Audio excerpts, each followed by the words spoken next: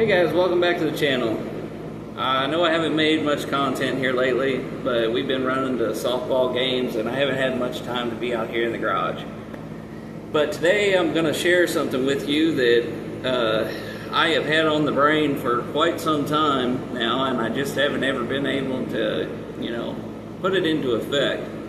But I move this truck in and out of the garage several times a year, and I usually end up doing that with a piece of a ratchet strap and a old motorcycle tire, and I just kind of do the bump and roll method. It's a little difficult to do by yourself, and I just got to scratching my brain about trying to make like a tow bar, like a solid bar to connect the two vehicles together with. And I'm going to bring you guys along on that journey, which isn't going to be a long journey, but it's going to be pretty simple. I'm using square aluminum stock, and it has like an 1.5 inch piece of plastic throw in it to make it rigid. It was used as a stake for a big old army tent, and it was made by my grandfather, and it's quite the piece, and I think it'll work good for what I'm using it for. But before we get started, I want to share a story with you about this gentleman that I call my step grandpa. His name was Everett Krager, and we called him Boppy, and others who knew him, they called him Bud. But he was a great person, and his wife Donna, they were great folks. Learned a lot from them both. Love them both. But when I was a kid, I used to go out to their house while my dad and my stepmother visited, and I was always bored.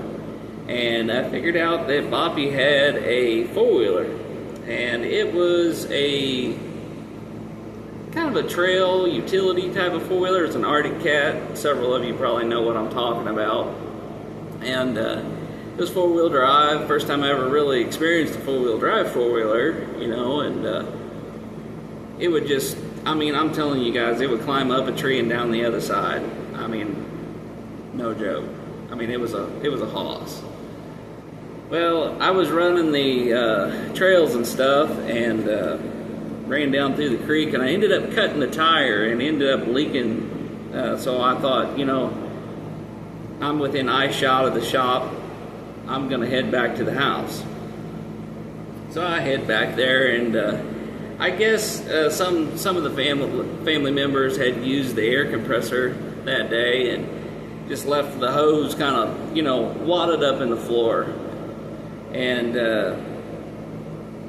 if you knew Boppy, he knew where everything was at, and everything had its spot. And that was that. But I went in and asked if I could use the air compressor. Of course, yeah. And he was making his way out there, and I picked up the hose and drug it over to the four-wheeler and started, airing the tire up. And it had slime in it, so that way it would seal and all that. So it was no big deal, really. And I continued to wrap the hose up. Well, I got a good taste of the frustration that he had from everybody else leaving the hose in the floor. And I was told that not just anybody can roll a GD air hose. Just leave the son of a bitch on the shop floor, pardon my French. And I commenced to learn the lesson that this isn't any old air hose. This air hose has a memory, and some air hoses, don't, and they're a wadded up mess. Well, what he was talking about was that air hose had been wrapped so many times one way for so long that it had made a memory. And they usually like to be coiled back up in that same memory. And not a lot of people understand that. And if you wind it up against its memory, it will turn into a figure eight, and it gets really wadded up and just makes a rat's nest of air hose. And I will never forget that. So every time I wrap an air hose, I think about air hose memory and how not everybody can wrap a GD air hose. But anyhow, I hope you guys can take from that. Like I said, he was a wonderful man, very kind. To give the shirt off of his back taught me a lot. But anyway, let's go ahead and get started on this. I will set the camera up, and I will commence to making this tool, and I will try to see if I can position the camera just right so you guys can follow along. So let's get started.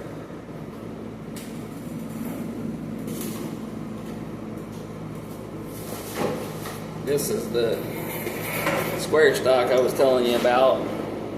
See how it's got that plastic piece shoved in the middle of it. It may be square, but that's all mushroomed out. I'm going to cut that off with the sawzall and try to get that taken care of and get a couple holes drilled in this and try to see if I can use my receiver hitch at some point and connect the two is what I'm after. I'm going to be using this Harbor Freight Warrior. Seems to have been a really good sawzall. It rotates like that. Push the button down. Seems to be pretty cool. I'm gonna see how tough it really is. Try to give her the old test of time and see how long it lasts versus how much it costs. Couldn't get that out a minute ago. So I'm gonna go ahead and chop the end of this off and see what happens. If you're wearing headphones, I'm gonna go ahead and warn you, this is gonna be really loud.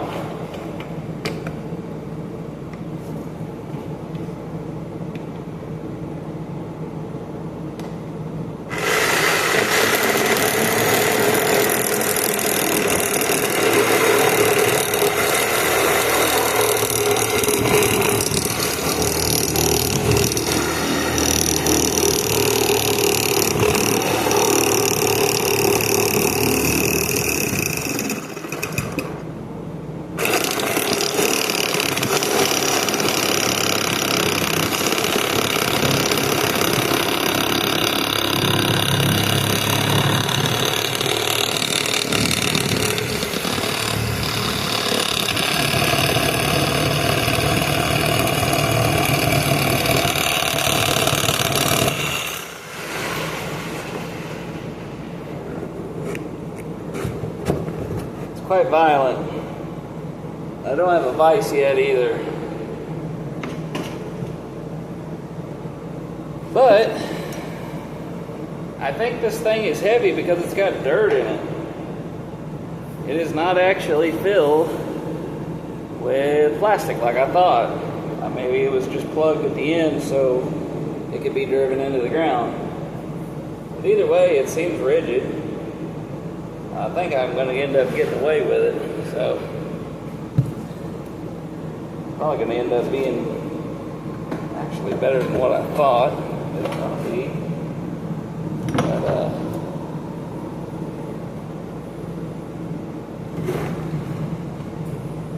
let's move it around here and get it situated. We got this drill bit here. I'm putting in this Craftsman drill bit, or drill, that I've had for quite some time. It It's a 20-volt Craftsman drill. I did have an impact that went along with it, and it did really good for a long time, but it was, of course, made for construction work mostly, and it wasn't made for mechanics, and it just kind of beat itself to death over the life of the whole deal. But we'll go ahead and drill this hole.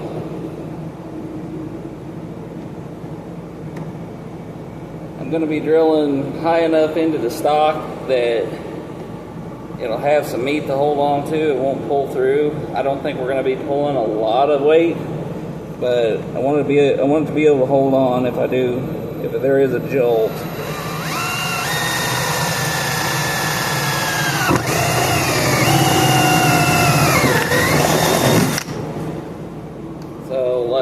So what I like to do a lot of times is move you here where you can see me kind of. Is I like to kind of pre-drill my holes, so that way the main drill bit doesn't have to struggle so hard.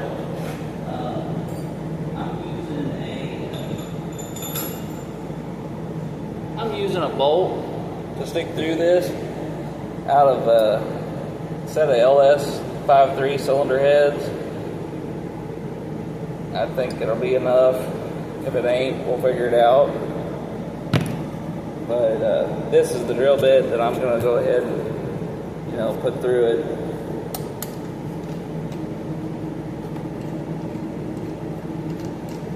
Some people end up just, going to town and sending it, and that works too, but I don't know. This works for me, and it may work for you too.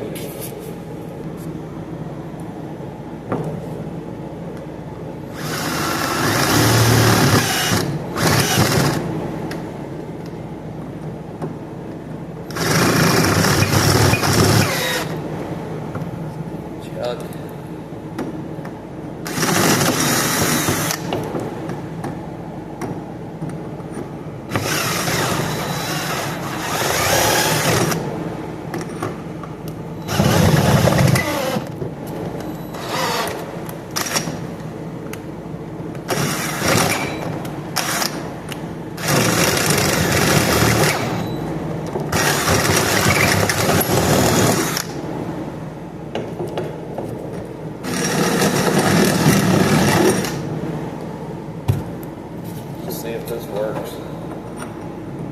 Yes, fantastic. That's going to work perfectly. Now the next trick is to try to find a bolt to go on the end of that, and I don't really think I'll need one, but it might be nice to have one at least. Famous last words, right? But I'm going to move you here. Try not to mess anything up, and I'm going to reposition the camera and cut you back on.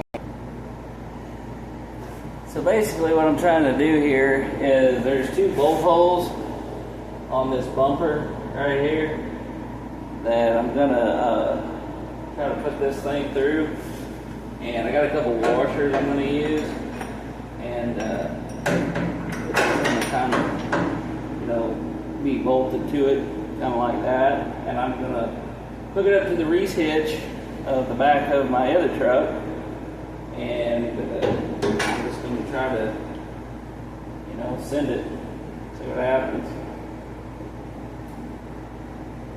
But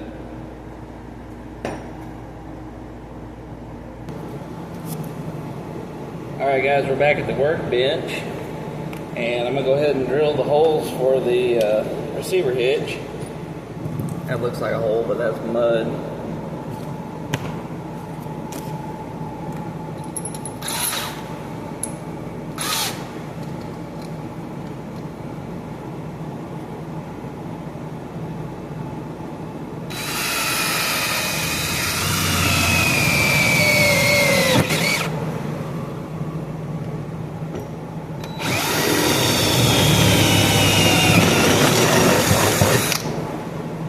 Lots of mud in there.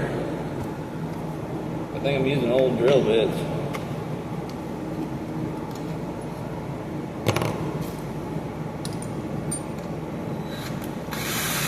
And it feels like a almost dead battery too.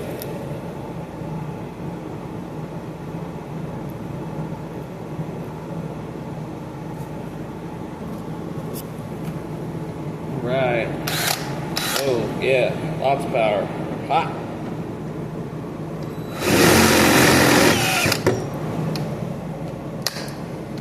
I think I just broke my chuck.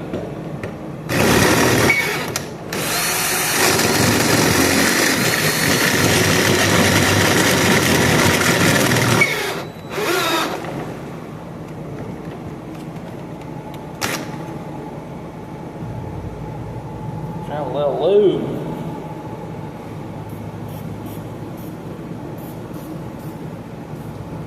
If any of you guys have ever checked this out, Seafoam Deep Creek, it does and works wonders.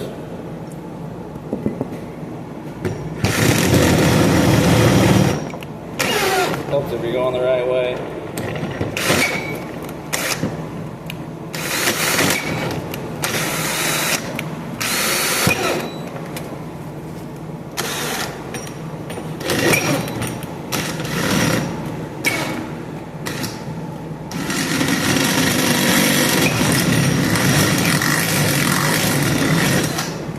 There we go, finally. Okay.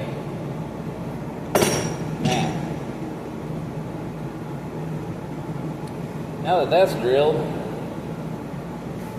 I'll take out of our assortment of LS V8 engine bolts, head bolts. These seem to be the beefiest. Just tell me what you think. GM used them, so see if they work good, decent. Oh yeah, I like that. Heck yeah.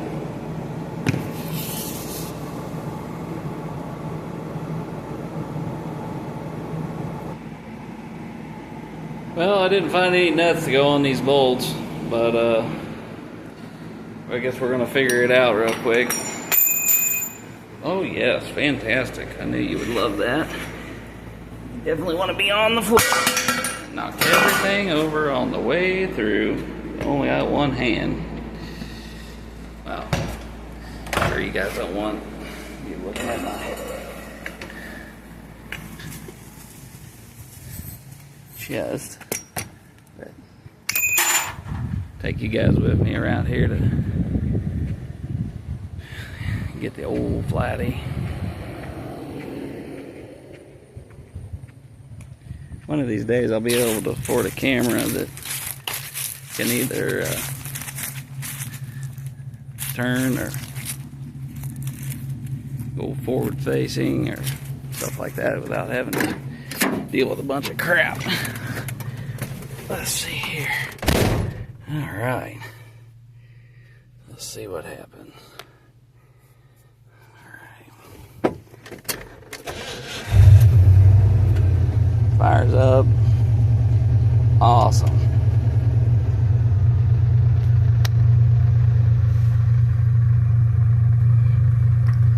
See if I can drive the old 5-speed with a 1 hand and 2 feet.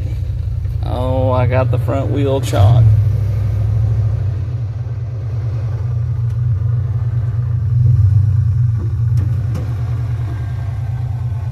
If you hear that racket, the door doesn't necessarily like to participate on most of the rides, but it does alright.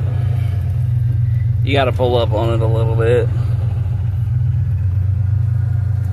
And boy, I'm telling you, it is officially 750 million degrees in this truck. And this fat boy is rendering, boy.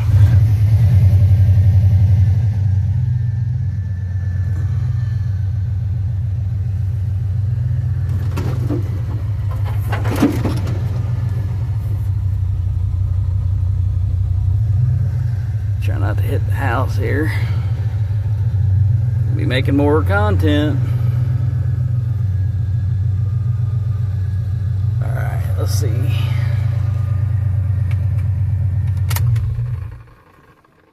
Alright, she doesn't want to roll. Alright, let's get out of here.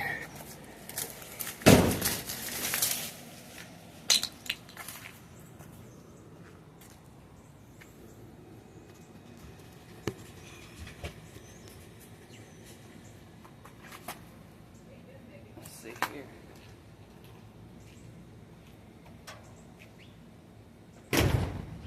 In case you guys didn't know, that was Mrs. 12 Mile coming out checking on me. I'll stick this in the receiver hitch here and see if it doesn't line up. Well, it seems to work.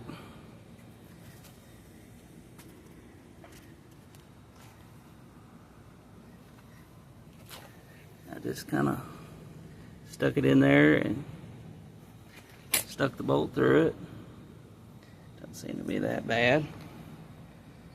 I'll tell you what's going to be the chore is backing up and trying to get it lined up with the bumper of the little blue truck. That's going to be the chore, I reckon. So I'm going to set you up on the old camera holder. I'm going to see if I can hook this up. Got my two little air conditioners running non-stop in there, and it's keeping it dry, 105. You know, works great that way.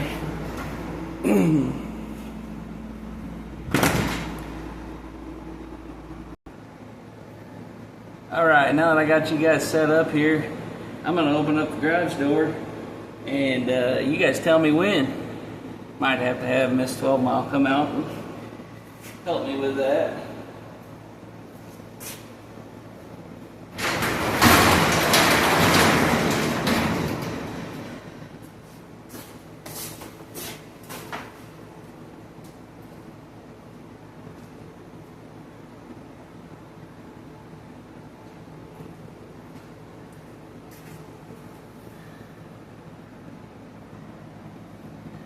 Look at that alignment. Perfect. You guys are a great help. Little truck, I think, is a neutral, so we're just going to go ahead and try. Yep, it is. We are in neutral. That's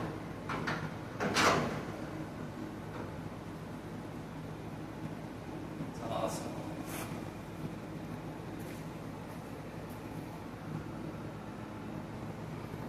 Alright, the hardware I'm using today is I'm using a big old thick harmonic balancer washer for a small block Chevy. Seemed to be okay for the job. Not too worried about the top, but just gonna go ahead and button this down.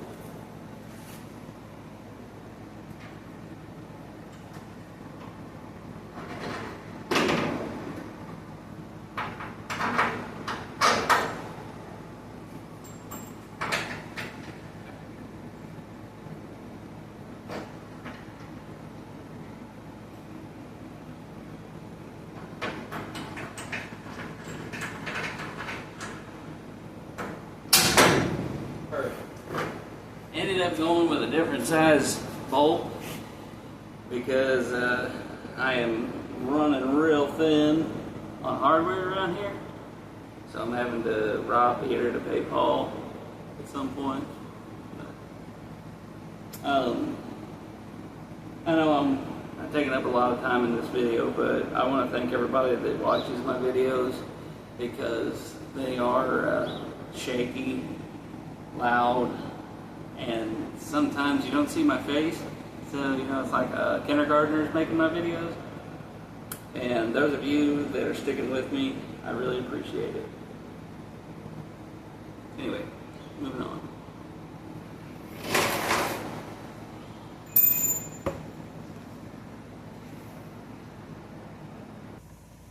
So we're gonna go ahead and I moved y'all outside, and we're gonna go ahead and try this out, see what happens. I might rip the side of the wall of the garage off. I don't know. You guys might get a show.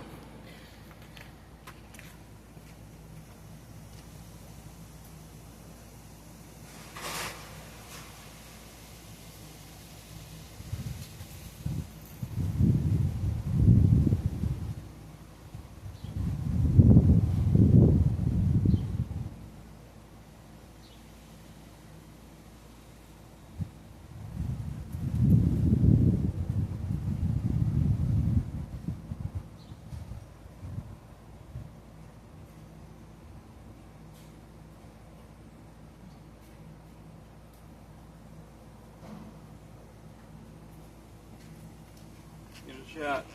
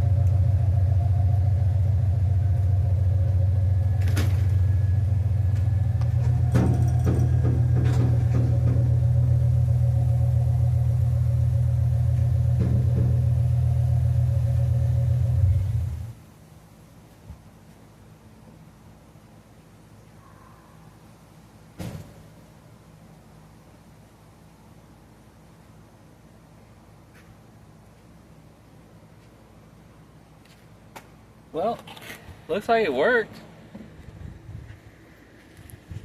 I mean, it's obviously letting me know that I don't think it necessarily wants to be put in that type of position due to clearance reasons on the race hitch. I would have to say there's a lot of stored energy on this unit at this point. So it's going to have to be taken care of at a later date. But it has turned into a success. And in my opinion, I feel like it worked. Things I could have done better is have the right fastener and actually have maybe a solid piece of pipe. Or maybe like some type of pintle hitch type of thing on my pickup. That might have worked. But we're going to do something different. We're going to build a better one. And it's probably going to have a pintle hitch on one side and probably a trailer hitch ball receiver on the other. And it'll be a lot tougher. And I'll have content on that too. We'll be welding and cutting and doing all that fun stuff. At some point in time, I'm going to try to take the exhaust off the little blue truck, since I won't be needing it, because I'm going to run headers and custom exhaust on it whenever that project comes. But I am going to have content on swapping the exhaust off of the little blue truck, put it on flatty.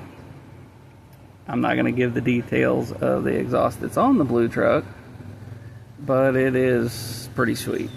So I'm going to have to use my plasma cutter and my little welder for that job, and trying to get the garage cleaned out because there's a lot of Bondo dust on the floor, and I've heard that it's super duper explosive, flammable. I really don't want a bunch of sparks and cutting and stuff around that, but I'm going to get started on that, and I don't think y'all want to watch that. So anyhow, I'll see you next time.